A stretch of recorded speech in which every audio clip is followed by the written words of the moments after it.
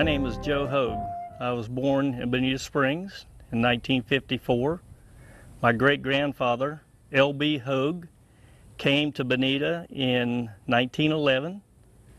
He resided at Wiggins Pass in what was at one time Joe Wiggins' trading post. He just moved in there with his 5 boys, and they lived on Wiggins Island until about 1941. They were commercial fishermen,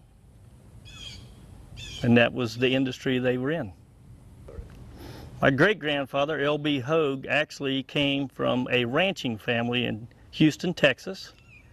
When he was 17 years old, his older sister came to him and said that her husband had beat her up, and he went and hunted him up in a bar and shot him point blank. And he rode the rails to Florida because he told my dad at one point he wasn't swinging on a rope for shooting a man for beating up his sister. Well, he started out in Jacksonville, Florida, and he ventured down the coast. He got into the commercial fishing industry, and he got down to Treasure Island, and he was always afraid the feds were on top of him. I don't think they were, but he thought they were. So he traded a lot on Treasure Island for a 34-foot sailboat, and he brought his family to Bonita Springs just to get further south because he didn't think they would be able to find him there. He had a standing rule with his sons. He only had 1 daughter and 8 boys. He had a standing rule when he was at Wiggins Pass that if they married a woman, they would have to bring that woman to Wiggins Pass because he knew at some point the feds were coming and he wanted his gun power. And in about 1924, he had a judge in his family who sent him a telegram and said, "I don't know if you believe this or not, but you did not kill Joe Acuff. You shot him point blank, but you did not kill him. And if you will come back to Texas, we will clear your name, and then we will not be hunting you anymore." And he did that. He came back to Wiggins Pass, and he told the boys that they could do whatever they wanted to at that point, and they ventured off the island one at a time, my grandfather, John Hogue, being the last. Well, that's what they did. That's what he came here as, a commercial fisherman, and all the boys ended up being commercial fishermen. And he was producing enough fish here that Bob Combs helped them build a fish house here in Bonita Springs because it was so hard to transport those fish to Naples at that time because didn't have any ice or anything, and they lost a lot of fish from spoiling. So they built a fish house here in Bonita Springs and right down by Wiggins. And my Uncle Bud actually ended up taking that fish house over later, but originally it was Bob Combs' fish house. At that time, most of the fishing they did then was for mullet, pompano, Spanish mackerel, and kingfish. That's mostly what they did when they were here.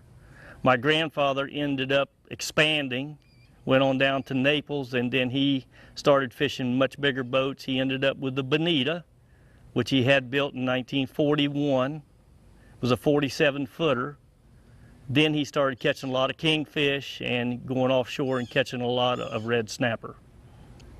They were coming down the coast from what my great uncle Lewis said, and he came by Wiggins Pass, and there was a shack there that had been Joe Wiggins' trading post.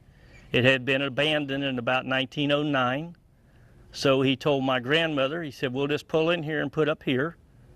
So they pulled in there and put up, and after about 6 months, one day a boat pulled in there where they were at, and there were some gentlemen on the boat.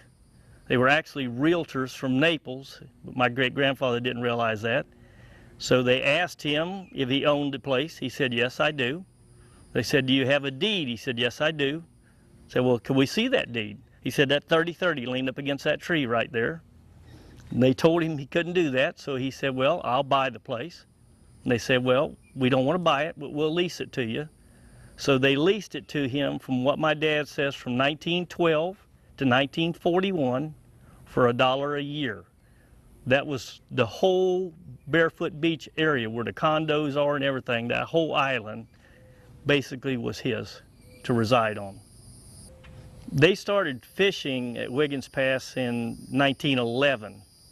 My great-grandfather fished there probably till the early 50s. He died in 55. He still was on a boat when he died.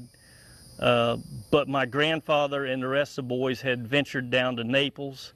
There was a bigger industry there for them, fishing for kingfish and stuff offshore. My great-grandfather was a little bit afraid of going offshore. He'd never been an offshore fisherman, so he wanted to stay in his territory.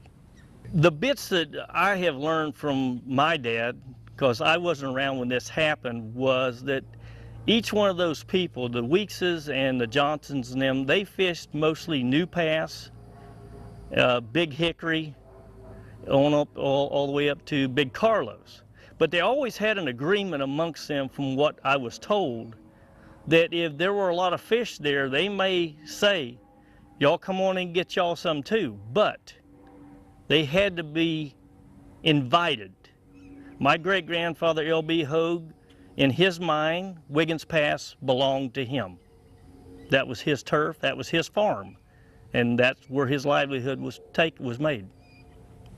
Well, when we got here, we were probably about the fourth major family that was here. When I looked him up in the 1910 census, he was actually at Fort Myers Beach. And the census for Bonita Springs at that time, which at that time was called Survey, there were 4 families here, the Lyles family, the McCormick family, the McSwain family, and then the Hogue family. From what I've gathered over the years, the next really influx of people came in the early 20s. My mother's family, the Stricklands, they were sawmillers in Georgia. They came here because there was a great deal of large virgin pine here. And my wife's family came here in 1926. So her grandfather could run the railroad bridge. He tended the railroad bridge so that they could lift the bridge up to let the boats underneath it. So I would say the next influx was probably in the early 20s. The first that I recall of the migrant workers coming here was in the late 60s, the early 70s. I recall that Ralph Saldivar came here at that time with his family from Texas. I think possibly Corpus Christi, but I'm not positive. I think he started out basically as a labor foreman because he could speak both American and Spanish. But then Ralph ended up being a farmer himself here and was quite successful in the tomato industry for a number of years. I don't remember any kind of rivalry at all. At that time, the farmers usually had camps, and they stayed at those camps. They came into town to go to the grocery store. I don't ever recall, you know, I was a kid. I mean, I was 17, 18 years old, but I don't ever remember my parents being disturbed about them being here at all. My Uncle Bud, if I'm not mistaken, was the first man to ever roll a 700 series at Pine Lanes. I remember, I knew my Uncle Bud from the time I was 4 years old. He never, ever wore a pair of shoes. And I remember my dad bowled at Pine Lanes. The first night that I went to Pine Lanes and my Uncle Bud was bowling, I said to my dad, I've never seen Uncle Bud in a pair of shoes, period. He said, well, they won't let him bowl barefooted, so he had to wear a pair of bowling shoes. Well, my Uncle Bud and my Aunt Eva never had any children, but he decided midlife that he was going to leave the commercial fishing industry, and he started a fish camp there on the Bud Hogue Road. He rented boats out to tourists and stuff, but he also guided. There was a lot of people like to snook fish, and he guided snook fishermen. This particular video that we watched was of him and 2 gentlemen that used to play in Marty Robbins' band. They used to come here every year to fish with Bud for about a month there in July. Yes, my dad had to leave, go serve his country during the Korean conflict, And when he came back, the fishing industry was in much decline. He had 2 boys to feed, and he just couldn't make it any longer, so it broke his heart, but he told my grandfather, I've got to go get a different job. So he chose to be an electrician the rest of his life, but we loved the water. We stayed on the water. He still cast netted a lot. He bought me my first cast net when I was 11 years old. It's just in our blood. My son has picked up that same thing. I especially enjoy cast netting. I'm a wading cast netter, and when you're wading around these keys, which is the way we catch our fish, people catch them different ways, but this is the way we were taught to do it. You see so much stuff that you normally wouldn't see, and it's a beautiful world to me. It's a very calming. I do it a lot of times to relieve the stress of the week of working, and it's just the environment I love. We fish with rods some, but my great-grandfather always said, why would you want to catch fish one at a time on a hook when you can catch multiple fish in a net? Hogues don't use hooks, we use nets. And I guess it's sort of been inbred into us. Well, being a product of my father, you know, he was a hunter, so I became a hunter. But most people today don't understand, when you got east of the cemetery, when my dad was 17 or 18 years old, you were in the woods. So it wasn't that far out of town for people to go hunt. I think those men were not sportsmen. Those men hunted to feed their families. This was more about providing food than it was today. You know, everybody wants to kill the big buck with the big set of horns. They were providing food for their family. It was an entirely different scenario. Actually, in Bonita Springs at that time, there weren't a lot of deer killed because there had been a screwworm epidemic at one point, and they had destroyed a lot of deer because they thought that they were spreading that. They also had a tick infestation. They killed a lot of deer off for that. My dad, when he was much younger, mostly hunted for turkey. And when I was a boy, he loved to quail hunt. He had a quail dog named Ginger, and he loved to hunt for bobwhite quail, most of which we got right there where the Bonita Springs water plant is today. My wife, Marisa Harvard, her grandparents came here around 1926. Her dad was born here in 1927, Cecil Harvard. He ended up working at Benson's Grocery, which was owned by his brother-in-law and his sister. He was the fire chief of Bonita Springs from, I think, 1948 to 1971. He was a great person, he really was. Most people probably won't believe this, but me and Marisa grew up 3 blocks apart. And I knew her when she was a young child. I mean, my mother-in-law has a picture of her 3rd birthday party, and I was at that 3rd birthday party. But actually, on the school bus going to school is where I really connected with her. And which school are we talking about? We were going to Cypress Lake.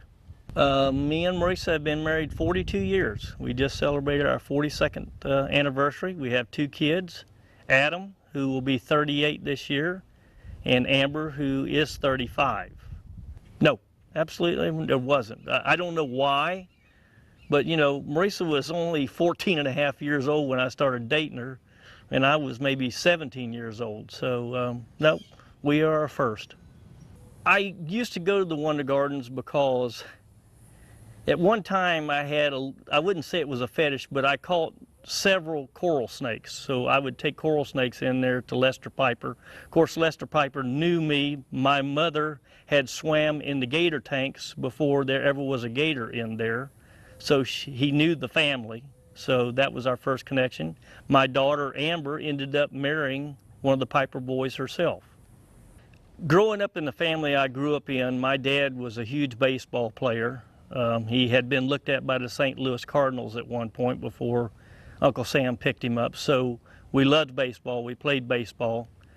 But I had a boat from the time I was 11 years old forward. And this is a slight bit of a stretch, but I could go to Mound Key by boat almost before he would allow me to ride a bicycle across Old 41. I went to Bonita Springs Elementary School to the 6th grade, and then I ended up going to Cypress Lake, finished my schooling there. And then I became an electrician just like my dad. I always wanted to follow in his footsteps, so I became an electrician myself. Well, me and Ben have known each other since 1st grade, since we were 5 years old. And I ran around with Ben quite a bit during the year. Always every summer I played baseball. Ben worked for Nelson Marine. I mean, he was his dad's right arm from the time he was 7 years old forward. I grew up with several people here in Bonita, you know, the Sheffields and some of those people that have been here for a long time.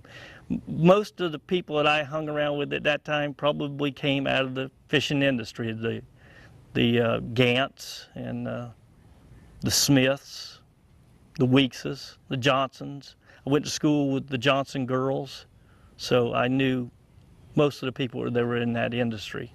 The first time I ever told this story was after Ben's father died. And Lori Nelson had told one of the journalists, they were trying to find out some stories about Ben, and they said, call Joe Hogue. Him and Ben hung around together all the time. And I thought about the time that me and Ben had built a kite. We built it out of visqueen. I cannot remember what we used for the ribs, but this kite was about 6.5 feet long. Ben was always an engineer. He was about 6.5 feet long and about 4 foot wide. And we built this thing and we flew it out the window of his bedroom, which looked out over 41. And it wouldn't fly very high because it was so large, so it was only maybe 30 feet off the ground, but we thought it was very cool. And Ben, he's coming home and he's come down the road and he pulled in, come stomping up the stairs, and through the door open, he said, what in the world are you boys doing? We're flying a kite.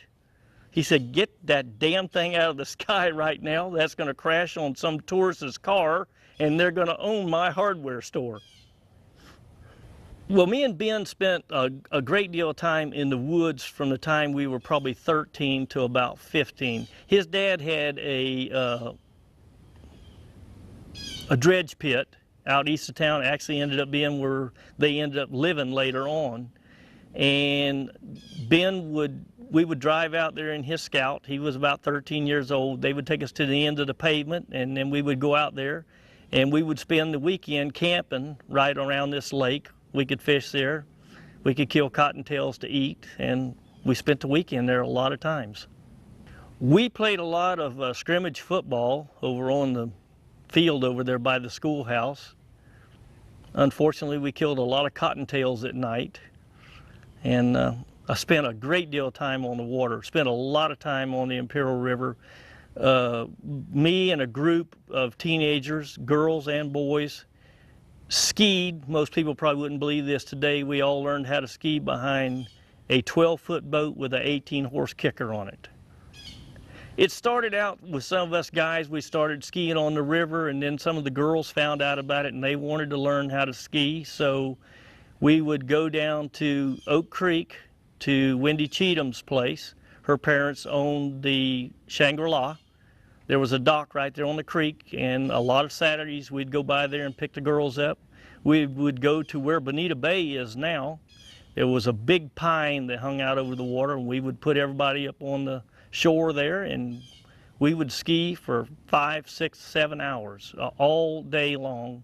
We had 3 boats at that time. Doug Block had a boat, Joy Lawhon had a boat, and I had a boat, and we would ski all day long. I was always shocked about that because, you know, everybody thought, you know, guys with this bunch of girls. But you know what? This was a bunch of kids that we were all good friends. I think back now, I don't know if I'd have ever let my daughter do it, but these guys let their daughters go with us. I think they trusted us, and we had a great camaraderie. We did. Linda Stager skied, Kathy Henning. They skied with us every weekend. It was a great time. It really was. Well, see, most of these girls came to our baseball games. You know, we grew up with them. We were all friends in school, and most of them had brothers that played baseball on the team, so they were at the baseball field every Saturday. The growth of Bonita Springs has been a double-edged sword for me because I am a contractor. I'm an electrical contractor. So I rely on these tourists to make my living, but I do at times miss the simplicity that we had at that time. My children were not allowed to be as free-spirited as I was. We had to protect them more than when I was growing up. Like I say, I could go all the way to Mountain Key on a boat when I was 12 years old. I would go all the way up Oak Creek. I would get into the Imperial River, go all the way down the Imperial River, go through the auger hole, and cut right across the bay. And my mother used to get very disturbed when my dad, what if he breaks down? And he would say to her, Gene, he knows how to swim, and the commercial fishermen that are out there in that water know who he is, and he will be perfectly safe. I miss that. Probably the closest encounter I had, and it really wasn't an encounter, I did a lot of frogging down on the Immokalee Road when I was in my mid-30s with Bobby Sheffield. Bobby Sheffield was always crazy as a loon about certain things. We were frogging one night, and there was a whole group of gators in this canal, 14 to 16 inches long, and he got a hold of one and got him in the boat, and he was squeaking. I said, please put that damn thing overboard. You know that sow is going to hit the side of that boat with that tail and flip us both over, because we were only in a little wee 10-foot John boat. So that was a little bit disturbing to me. He thought it was quite funny. I didn't think it was funny at all. Well, I found in the latter years of the Pioneers, we first started going to Pioneer. First time that we ever went to a Pioneer week, a Pioneer Day, was when my son was less than a year old, because they used to acknowledge the youngest and the oldest every year. And that particular year, he was the youngest. They went with us to Pioneer Days for 20 years, maybe 25 years. But then at some point they both said, we go there every year, we see the same people every year. It's just not in our interest anymore. So I think that's sad in a way, but that's where it's headed. I think when Donald True and my mother-in-law and some of those are gone, I think it'll probably subside. Yes, I do, but I don't know any way to stop it at this point. I think it's went to the point now of not, not stopping. It breaks my heart a little bit. My oldest grandson, Splinter Cole, he says to me every once in a while, Papa, where are the animals going to live? Because with that Piper DNA in him, that's a thing that he thinks about. Every time they clear a piece of land, he'll say to me, Papa, where are the animals going to live now? I really don't ever have an answer for him. I really don't. It's something that I don't think we can stop at this point. It's went past that point now. There's too much money in development now. Fortunately, we do have some people that want to preserve some stuff, but animals are being encroached upon now, and now people are upset with animals and they want them taken out, alligators, cats, bears, because they're intruding upon us, when in all reality, we intruded upon them.